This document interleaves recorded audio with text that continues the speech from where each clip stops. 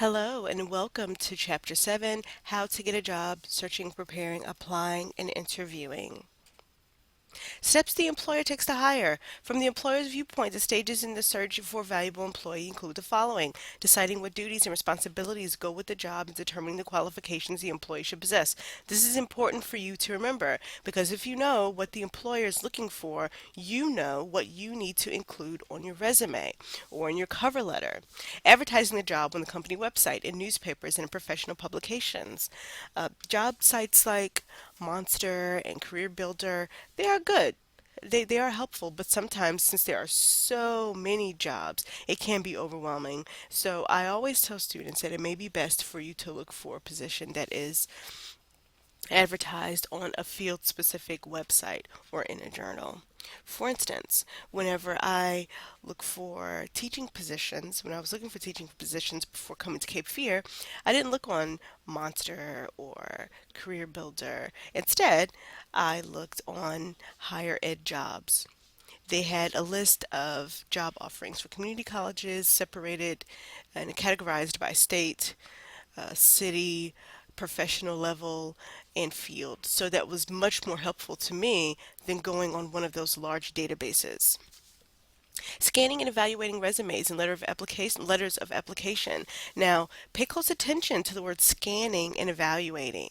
So they look at your resume. You can imagine that, especially now in the job market, there are employers who are receiving hundreds and hundreds and hundreds of job applications and resumes, and they're looking at them for maybe 8 to 10 seconds, and then they're putting them in a yes pile or a no pile. We want to make sure that your resume and your cover letter puts you in the yes pile. Having candidates complete application forms, requesting further proof of candidate skills, letters of recommendation, transcripts, portfolios, interviewing selected candidates, doing further follow ups and rank ordering those interviewed, and offering the job to the best qualified individual. Steps you need to follow to get hired. Preparing for your career is number one. Research your career. Research the area that you're in and see how it corresponds to the career that you want. Is Wilmington the best place for you? Is Jacksonville, Burgaw, Leland, Raleigh, Charlotte, New York, Boston, LA? Just choose an area that is best for your field. That is the most important thing. Researching your field thoroughly, analyzing your strengths, and restricting your job search. So once you have a good focus on the job that you want, you're more likely to dedicate more time committing yourself to applying and responding to that job. Now, analyzing your strengths is important because you want to be able to shine. Your resume and your cover letter are what makes you look good on paper. Looking in the right places for a job, preparing a resume, assembling a dossier or portfolio. Now, these are two different things, and some fields may require a portfolio and some may require a dossier. Writing a letter of application and filling out a job application. You always want to send a letter of application with or your cover letter with your resume. You never want to send a resume off by itself. Going to an interview and accepting or declining a job offer.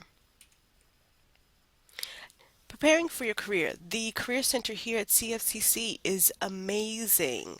Amazing, amazing, amazing.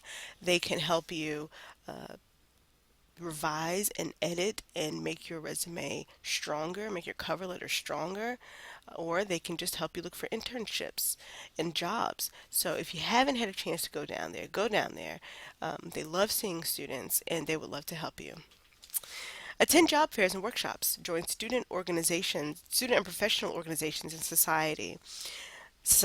Apply for relevant internships and training programs. Ask your instructors or training specialists to critique your work in light of your career plans. Confer with your academic advisors regularly. Find a mentor, someone in a career you might be interested in, and consult the U.S. Department of Labor's Occupational Outlook Handbook. Now, the mentor part is important. I had a mentor throughout my entire education, and I know that she has helped me get to where I am now. Someone who is educated and knowledgeable in the field can definitely give you great advice and give you great guidance. Now, applying for relevant internships and training programs is important. You should take the steps now, if you can, to make sure that the training that you receive, the internships that you're involved in, the jobs that you hold relate directly to the career that you want, because now you are building your resume, you are building your career. Analyzing your strengths and restricting your job search. Before you apply for jobs, analyze your job skills, career goals, and interests. Here are some points to consider. Make an inventory of your most significant accomplishments in your major and or on the job. Decide what specialty within your chosen career appeals to you most. Ask yourself what are the most rewarding prospects of a job in your profession. Ask yourself what are some of the greatest challenges you face in your career today or will in 5 years. It's important to look ahead. Ask yourself which specific companies or organizations have the best track record in hiring and promoting individuals in your field. So whenever you're preparing for a career, you essentially want to look 10 years down the road to see how your career will change, what challenges you'll face in your career, and what rewarding aspects of your career that you'll face. Looking in the right places for a job, you can avoid uncertainties of looking for a job by consulting the following resources for job related information. Friends, colleagues, and professionals is great. It's probably ideal. The internet, great. Newspapers, great. Your campus placement office, CFCC, federal and state employment offices, professional and trade journals and associations, the human resources department of a company or agency you would like to work for, a resume database service, or professional employment agencies. Resumes. The resume, a brief record of your accomplishments and experiences, may be the most important document you prepare for your job search. Employers like to see the following in a resume: honesty. Be truthful about your qualifications. Attractiveness. The resume should be pleasing to the eye. Organization. Information should be easy to follow, logical, and consistent. Conciseness. Generally, keep your resume to one page. Accuracy. Grammar, spelling, dates, names, titles, and programs should be correct. So the idea here is if you can't take the time to revise a resume to be hired, then you obviously won't take the time to devote yourself fully to the position you are applying for. Currency, all information must be up to date and documented. Relevance, your resume needs to be appropriate for the job.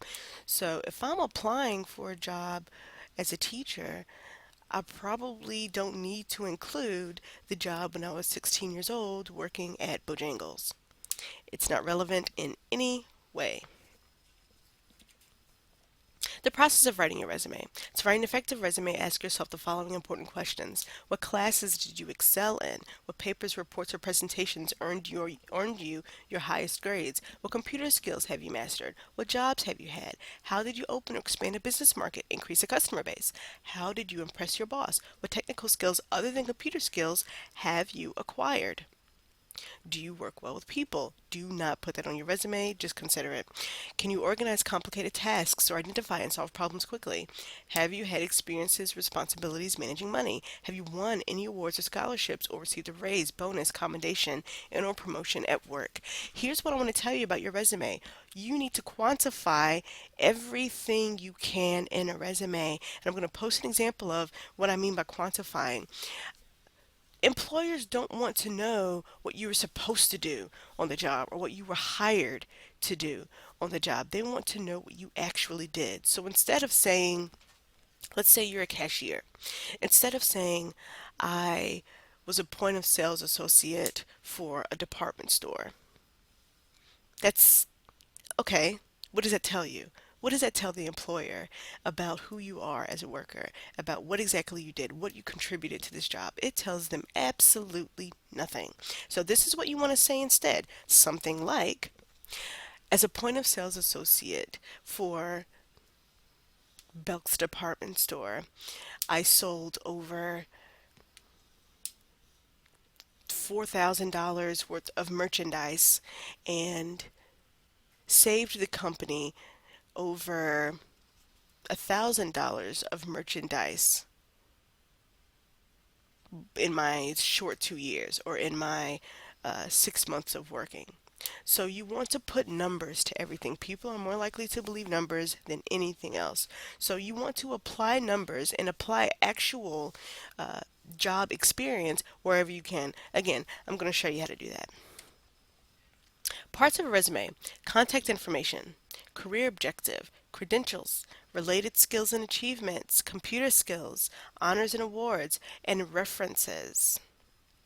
Contact information at the top of the resume, your basic contact information. If you have an inappropriate email address or an unprofessional email address, please change it. Remember that also employers are using your resumes to look at your Facebook pages. So even if you have a private one, you may want to consider the pictures that you may have, the posts that you may have, things of that nature whenever you're applying for jobs, because that social networking is a huge, can be a huge plus or can be a huge deal breaker for an employer. Career objective. So you create an objective that precisely dovetails with the prospective employer's requirements. And we'll talk about that. Credentials, education experience. Begin with your most recent education experience. Describe your education and experience, but include only the most relevant information. Related skills and achievements. It can indicate any additional languages you speak or write. Now, speak or write, of course, means that you're fluent, not that you can say hola and you can write down como está. So you need to be able to write down languages that you can speak fluently. Extensive travel. Travel looks great. If you've been to Europe, if you've been cross country, if you've been to Brazil or Mexico or Haiti or Australia, anywhere that you have gone, put that on your resume. It shows that you're a world traveler, which looks good to some employers. Certificates and licenses and memberships to professional organizations or community groups. Computer skills. Knowledge of computer hardware, software, word processing programs is extremely valuable in the job market. Honors and awards. List any civic and or academic honors you have won. References. You can simply say that you will provide references on request or list your references. I always think that it's best to say references upon request. But we can talk about the different ways to do that. Organizing your resume. There are two different ways to organize your resume. There's chronologically, which is the standard way, traditional way, in which you list everything by date.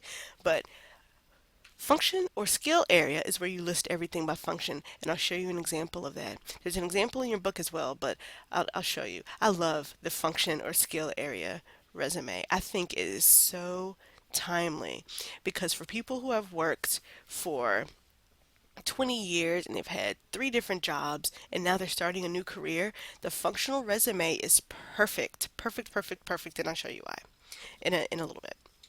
Or for the next slide. The online resume. In addition to preparing a hard copy resume, expect to create an online resume, a version that you can post on the internet or email to a prospective employer.